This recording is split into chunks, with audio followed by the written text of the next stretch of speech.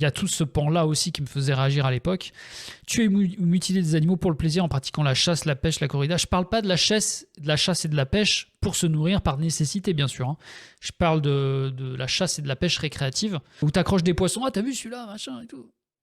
Tu le relâches après, et tu t'as pas l'impression de... Enfin, tu vois, ça c'est un truc que je pourrais pas faire. Je parle pour moi, encore une fois, chacun fait ce qu'il veut. Et moi, c'est un truc, à partir du moment où je comprends que je m'amuserai avec à la souffrance d'un animal, en fait, même pour mon plaisir, bah, qu'est-ce qui t'empêche de discuter avec tes potes au bord de l'eau sans forcément avoir une canne et pêcher du poisson, quoi, tu vois? Autour de ça, il y a des phénomènes sociaux. Et c'est peut-être ça que je rajouterais aujourd'hui, que je minorais à l'époque. Je pensais plus au plaisir égoïste du mec qui pêche, du mec qui chasse. Mais comme je vous l'ai dit, d'ailleurs, spontanément, en prenant l'exemple des pêcheurs, tu te retrouves avec des potes. C'est plus ce phénomène-là de groupe autour de laquelle se cristallise l'activité, qui n'est qu'un prétexte pour le phénomène de groupe, qui lui est nécessaire dans le cadre de ta survie.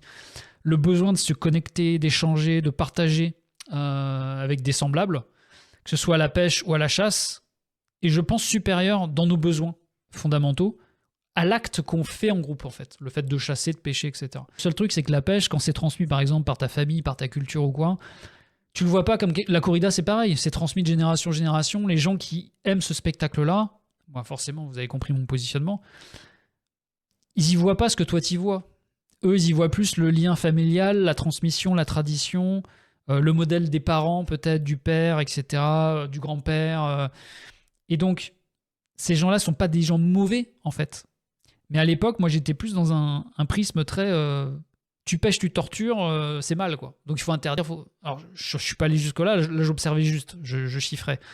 Mais c'est ce genre de choses que j'aurais pu dire si j'avais basculé sur le côté fanatisme militant sur ces questions. En occultant complètement cette dimension sociale nécessaire pour les gens qui pratiquent ce genre d'activité.